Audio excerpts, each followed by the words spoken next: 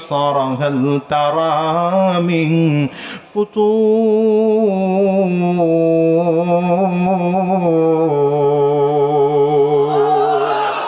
আল্লাহ বলেন আমি আল্লাহ পাকের আসমানের দিকে তাকাও, তাকিয়ে তাকিয়ে দেখো আমি আল্লাহ তাআলা আসমান বানাইলাম।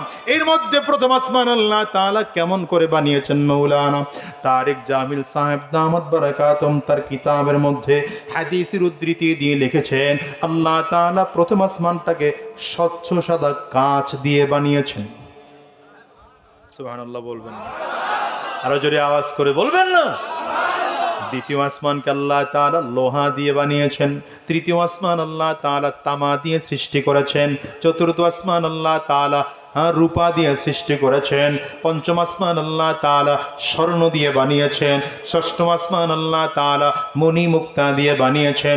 সপ্তম আসমান আল্লাহ তাআলা জান্নাতি পাথর, দামি পাথর, জবরদস্ত পাথর আর ইয়াকুত পাথর দিয়ে সৃষ্টি করেছেন। রব্বে করিম বলেন গোলাম আমি আল্লাহ তাআলা শুধু 7 আসমান বানাইলাম না, জমিনের দিকে তাকাও আমি আল্লাহ তাআলা 7 জমিন বানাইলাম। তাকিয়ে তাকিয়ে দেখো আল্লাহ তাআলা 7 আসমান বানাইলেন, জমিন বানাইলেন। ওই মাছের দিকে তাকাও, নদীর দিকে তাকাও, সাগরের দিকে তাকাও, খাল বিলের দিকে তাকাও। যত জায়গায় কুয়া আছে সব জায়গায় পানি আছে, যত জায়গায় পানি আছে সব জায়গায় মাছ আছে। তবে সব জায়গার মাছের স্বাদ কিন্তু একরকম নয়। খালের মাছের স্বাদে একরকম, ওই বিলের মাছের স্বাদ আরেক রকম, নদী আর সাগরের মাছের স্বাদ আরেক রকম। আল্লাহ বলেন গোলাম রে এরপরে জমিনের দিকে তাকাও আমি আল্লাহ তাআলা কত ফল বানাইলাম। একই মাটির মধ্যে আমি আল্লাহ কাঁঠাল গাছ তৈরি করলাম, কাঁঠালের এক মজা। একই গাছ মাটির মধ্যে আমি আল্লাহ তাআলা আম গাছ তৈরি করলাম, আম গাছের স্বাদ আরেক রকম। আবার একই আম গাছ কিন্তু ভেরিয়েন্ট আলাদা, স্বাদ আলাদা। কথা বলেন না কেন? এক এক আমের এক এক রকম স্বাদ। আল্লাহ বলেন গোলাম একই মাটির মধ্যে আমি আল্লাহ ধান গাছ লাগাইলাম, ধানের স্বাদ আলাদা। একই মাটির মধ্যে আমি আল্লাহ তাআলা আপেল গাছ তৈরি করলাম, স্বাদ আলাদা। এই বান্দা এই সবগুলো তোমার জন্য বানাইলাম। শুধু তাই নয়, পশু প্রাণীর দিকে তাকাও আমি আল্লাহ তাআলা কিছু পশু বানাইলাম যেটা তোমার জন্য খাওয়া হালাল, কিছু প্রাণী বানাইলাম যেটা তোমার জন্য খাওয়া হারাম। কিছু প্রাণী বানাইলাম যেটা তোমাকে দুধ দেয়, কিছু প্রাণী এমন বানাইলাম যেটা তোমাকে ডিম দেয়, কিছু প্রাণী বানাইলাম যার দুধ পান করা যায়, প্রাণীটাকেও জবাই করে খাওয়া যায়। আল্লাহ বলেন গোলাম আমি আল্লাহ তাআলা সবগুলো বানাইলাম। এরপরে তোমার দিকে তাকাও ওয়াফি আনফুসিকুম আফালা তুবসিরুন।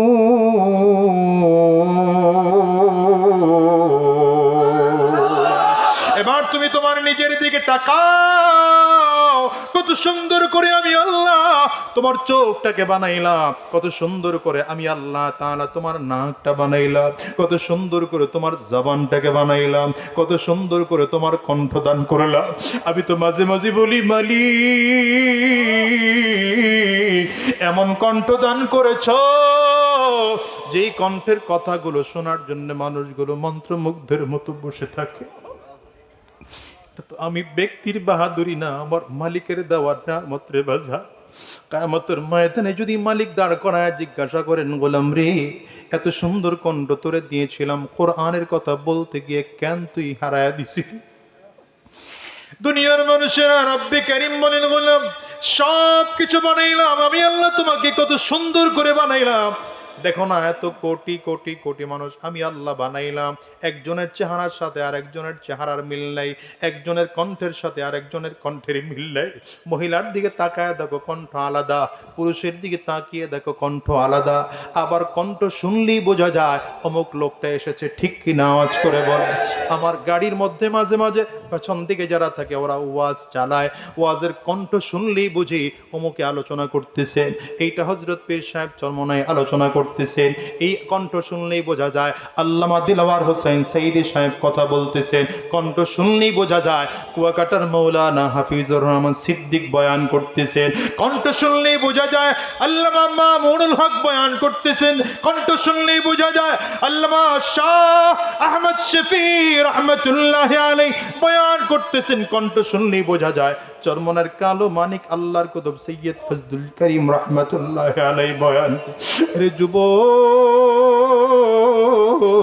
রব বলেন গোলাম রে, এত কিছু বানানোর জন্য আমি আল্লাহ পাকের ইলেকট্রিক মিস্ত্রির প্রয়োজন হয় নাই, রাজমিস্ত্রির প্রয়োজন হয় নাই, স্যানিটারি মিস্ত্রির প্রয়োজন হয় নাই, আমি আল্লাহ পাকের যোগালিরও প্রয়োজন হয় নাই। রব বলেন কেমনে বানাইলাম? ইদা আরাদা শাইআন আন ইয়াকুলা লাহু কুন ফায়াকুন।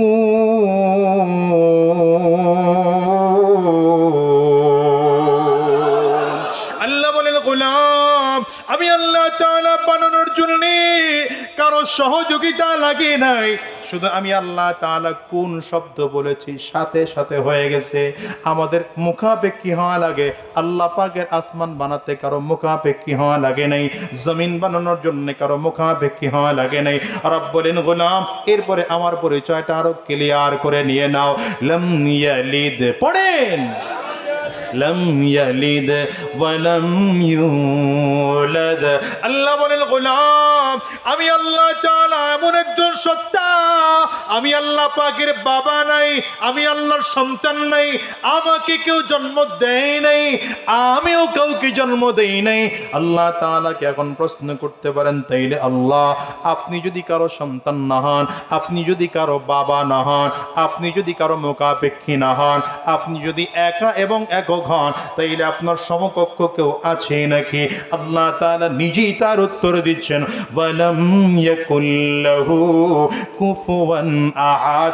রব বলেন গোলাম, আমি আল্লাহর সমকক্ষ গোটা পৃথিবীর মধ্যে আর কেউ না। চিল্লায় জোরে বলো না সুবহানাল্লাহ, সুবহানাল্লাহ, পড়েন না সুবহানাল্লাহ, আলহামদুলিল্লাহ, লা ইলাহা ইল্লাল্লাহ, সুবহানাল্লাহ, আলহামদুলিল্লাহ, লা ইলাহা ইল্লাল্লাহ। জোরে সুবহানাল্লাহ।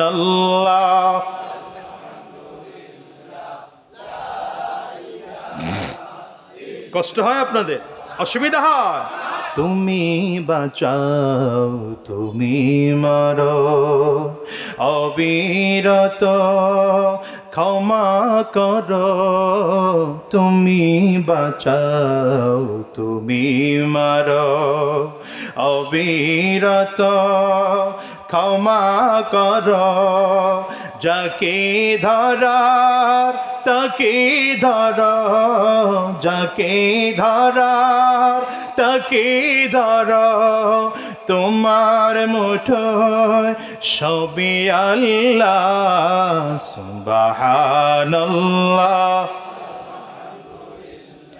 লা ইলাহা ইল্লাল্লাহ। জোরে সুবহানাল্লাহ।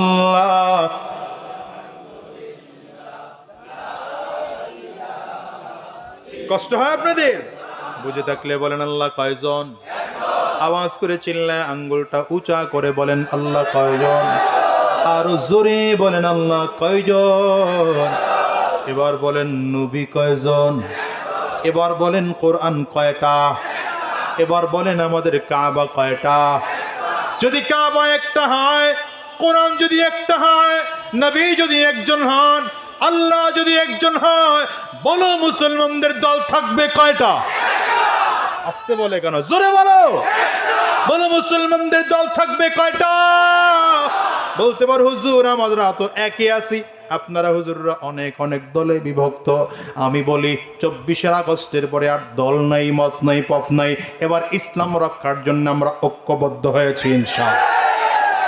আস্তে বলেন কেন? জোরে বলেন। আমি তো তাকিয়ে তাকিয়ে দেখি ওলামায়ে কেরামদের দূরত্ব আলহামদুলিল্লাহ